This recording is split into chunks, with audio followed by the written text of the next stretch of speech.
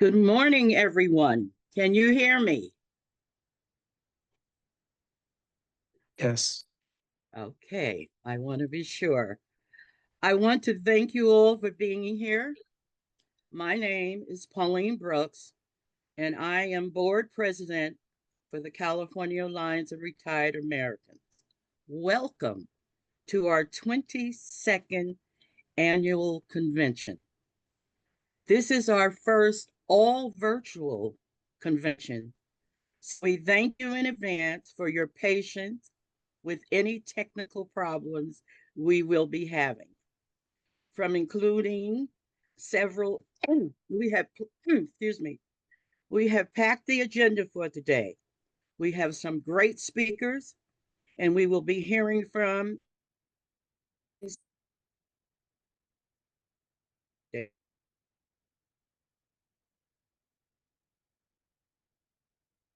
some questions. And at this point, I'm going to say it. Please make it a question that can be answered and not editorial. Thank you. So that we can fulfill our full day here.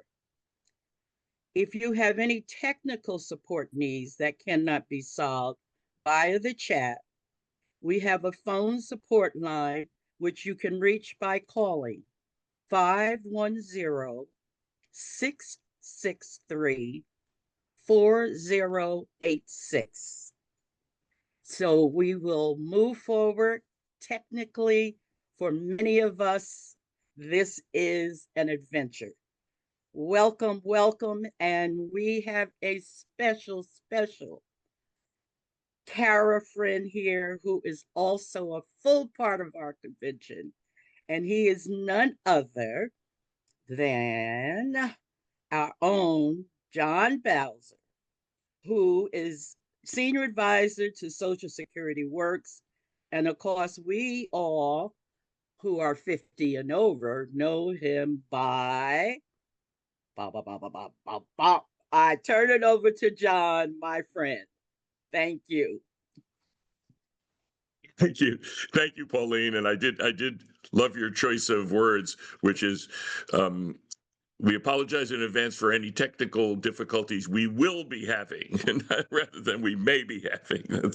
That's usually the story on Zoom meetings. But welcome everybody to the very first Kara totally virtual convention. There have been 22. I've been at quite a few of them over the years because we at Social Security Works just want to say to Kara that there is no better ally anywhere in America than this group. And we have done so much work already this year together. So many rallies outside hospitals and outside congressional offices to try to hold people accountable for the votes that they have been taking. And as many of you know, and many of you are participating in, this time period right now in the state of California is all about Prop 50 and making sure that Prop 50 gets passed. We are going to have to flip the House in 2026 in order to stop any more horrid legislation like the big ugly bill that was passed earlier by reconciliation. And if we don't flip the House, there's going to be another one of those coming down the pike in 2027.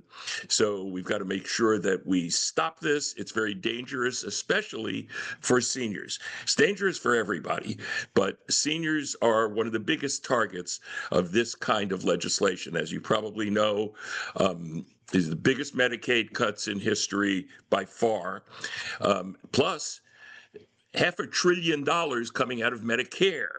That doesn't get talked about very much. Right at this moment, the focus is on our junior seniors in a lot of ways, and that's important for Kara too, and for us at Social Security Works, because the Affordable Care Act subsidies not being extended affects people mightily in the years when they're most likely to get sick without health insurance, right before they can get to that wonderful program called Medicare that has made, along with Social Security, the biggest difference in the lives of American seniors in American history. These are the two most successful domestic programs of all. So, without getting too much in the weeds here at the beginning of this program, just understand that passing Prop 50 is an absolute necessity. The bear, and I have a few of them behind me. Okay, those pictures were taken in Alaska, I admit it. But the bear in California is going to roar on November 4th.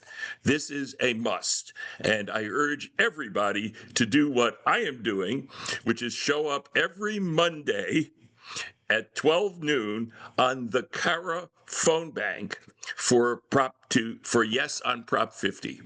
The vote is yes. Get that in everybody's head. And this has been a super effective phone bank. Rob will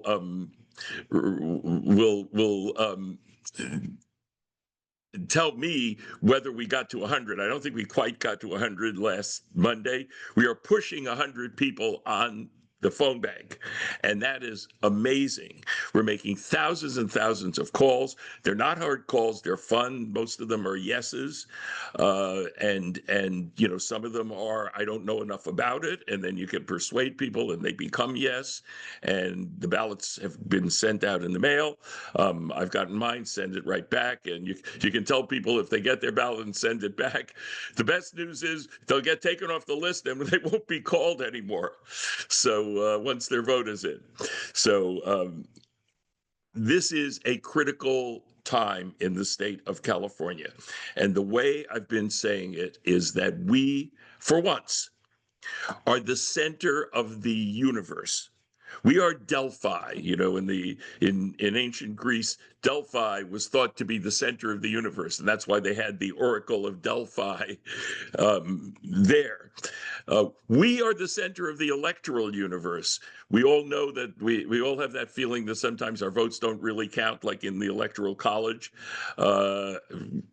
We still got to vote, but how much difference does it make? Right now, we make the biggest difference in America. When they go low, we fight back, and we are fighting back. I am the guy in the movie Grease.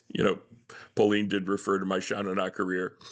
I'm the guy who in 1978, during the big scene at the Hop, when Sha-na-na sang every song, and Cha-Cha Di Gregorio and Danny Zuko were doing the limbo, I'm the guy who was somehow talking about what's going on in this regime that we have in Washington and this party that appears to be trying to decimate the lives of Americans, because I'm the guy who said, how low can you go? How low can you go? Say it with me. How low can you go?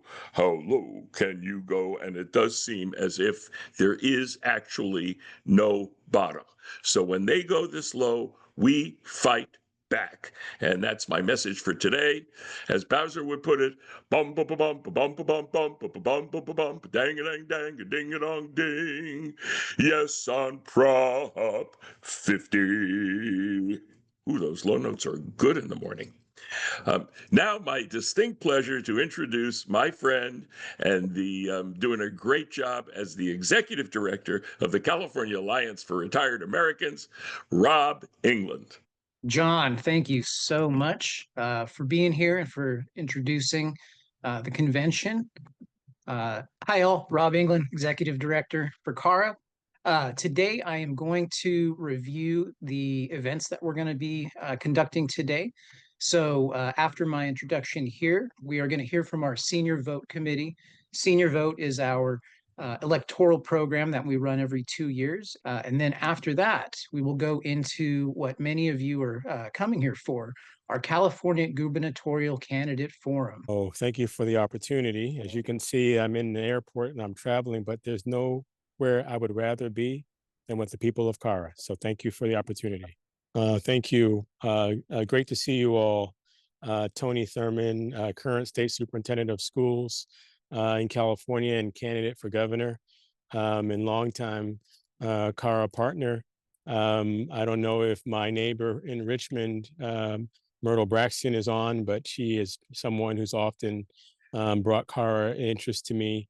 We worked together on a number of things, including making sure that retired teachers who were eligible would receive Social Security benefits and removing the WEP.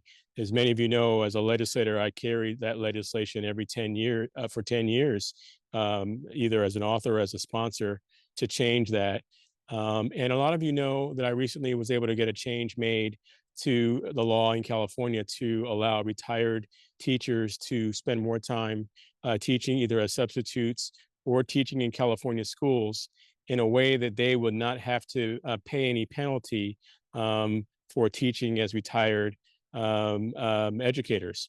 I say all that to say that I have deep appreciation for what you do. I want to thank you all who worked with me when I was the chair of the Assembly Budget Subcommittee on Health and Human Services. And we worked to increase programs to support Californians who were struggling to pay the difference between rents or food or medication. And we worked for ways to support many who are aging in our state.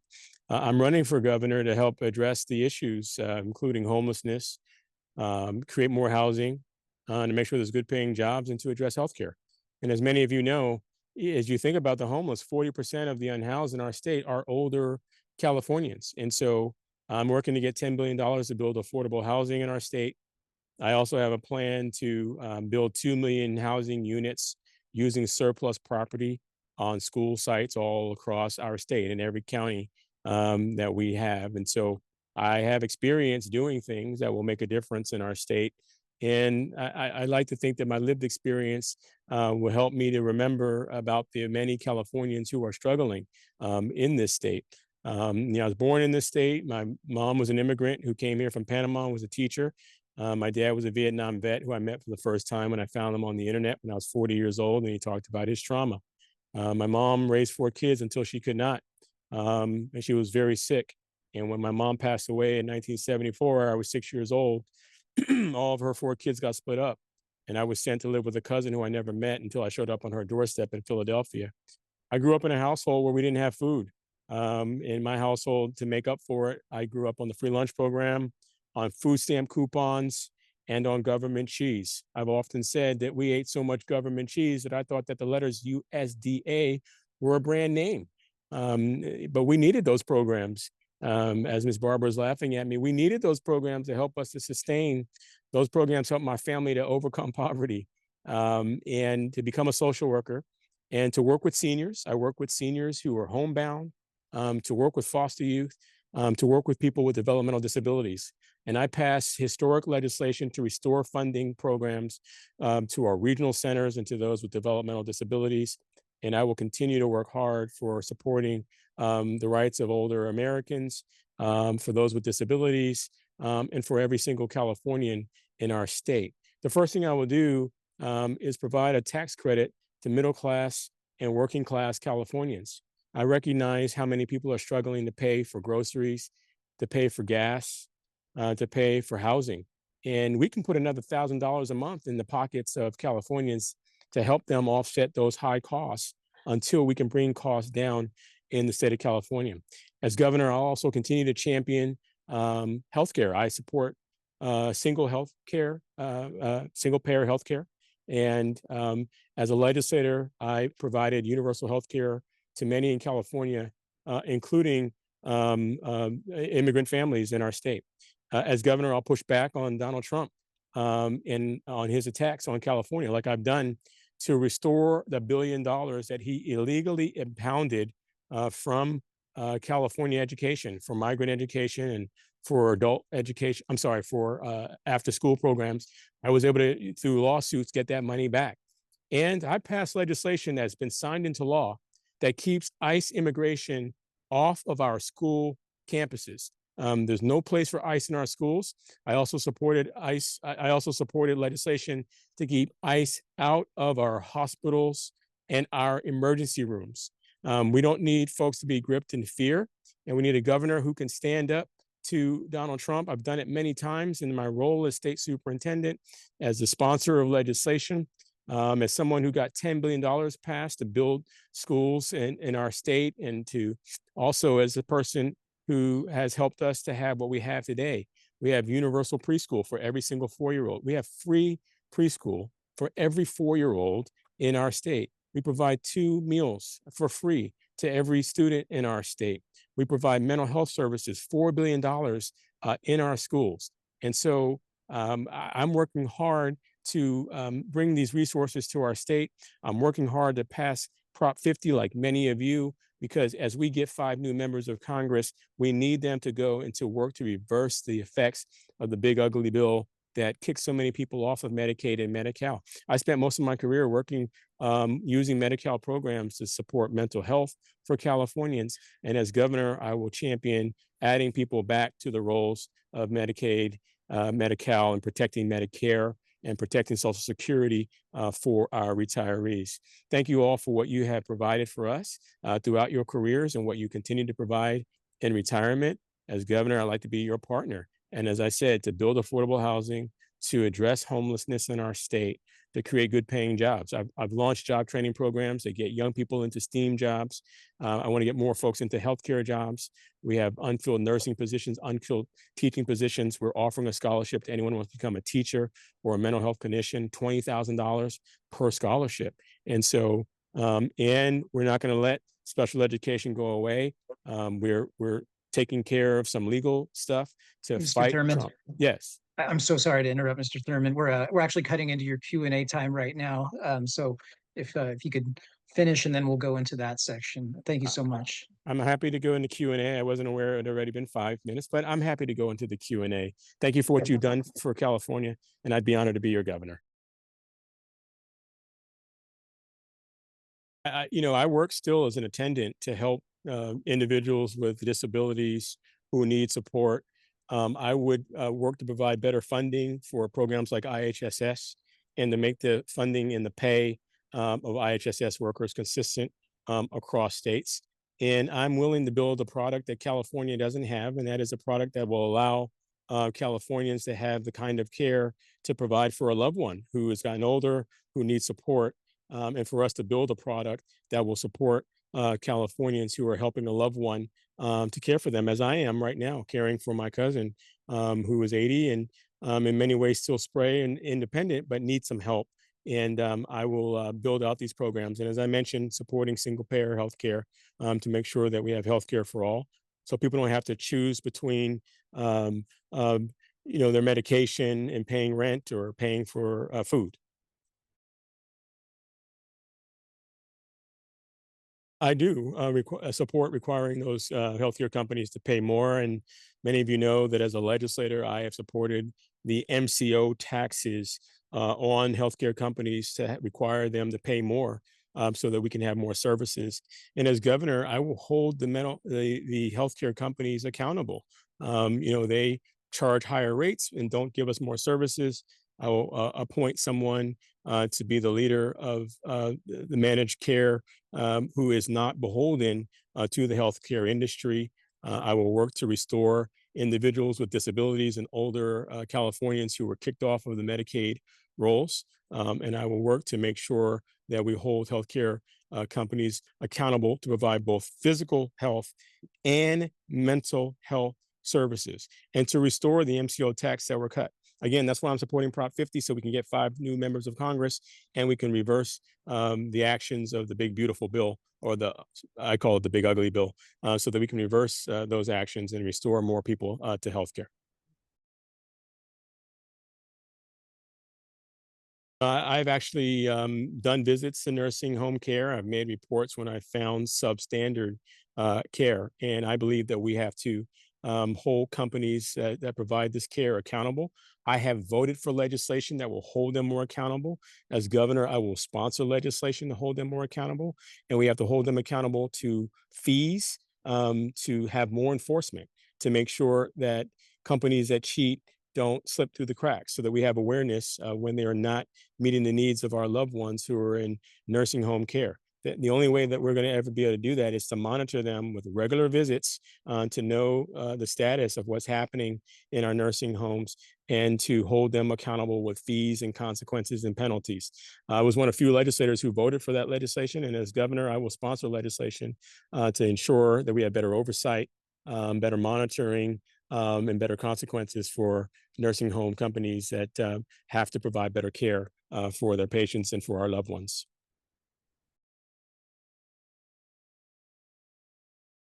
I will sign a single payer bill. I have on more than one occasion been the author of a bill to bring single payer to California as a member of the state legislature. And I will sponsor any bill that the legislature brings forward. And if they don't, as governor, I will bring forward single payer to California. I would. We know that Californians are struggling in every area. And as I mentioned, providing a tax credit to Californians so they have more money in their pocket to cover the daily costs of living. But yes, it's time to have a COLA, and I would support it.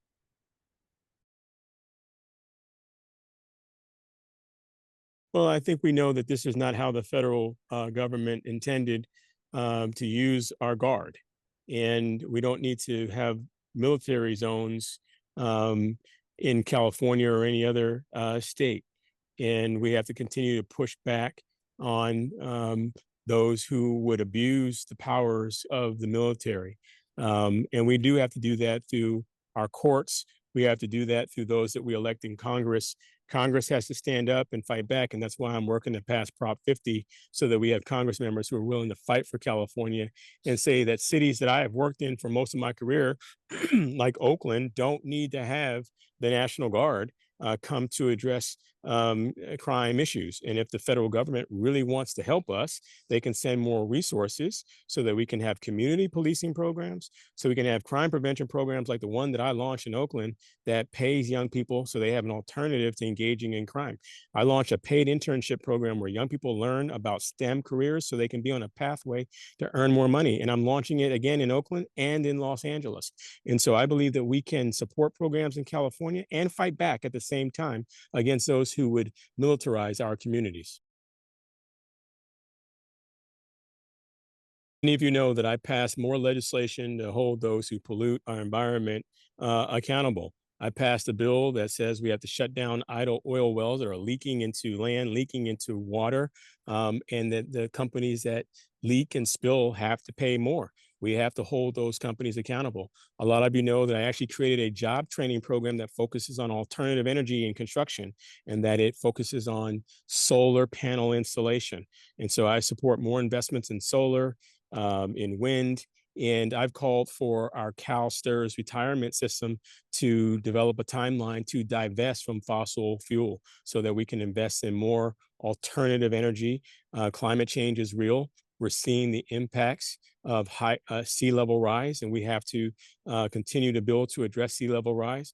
I launched a program that helps young people to learn about how they're stewards of the environment so that as they grow older, they can be making environmental choices. I've supported investments in green technology and green energy in our schools so that we use less energy and take advantage of the abilities to have alternative forms of energy. And I will continue to do that in our state until we, have more electric cars and divest away from fossil fuels. Answer is yes. I am a renter, and I'm sensitive to how many have been put in situations where their rent is just jacked up unnecessarily. And I just think that we owe it to our renters. I've supported rent control as a city council member, as a legislator. We need reform so that we can protect our renters in this state. The plan that I mentioned to build 2 million housing units on school property, that's surplus property in all the 58 counties, means that we'd have more affordable properties for rent at a rate that is controlled to support teachers and classified staff, but ultimately could be used for others to have the chance to rent there as well. I'm going to provide tax credits and home buyer down payment assistance programs for those who want to live the American dream.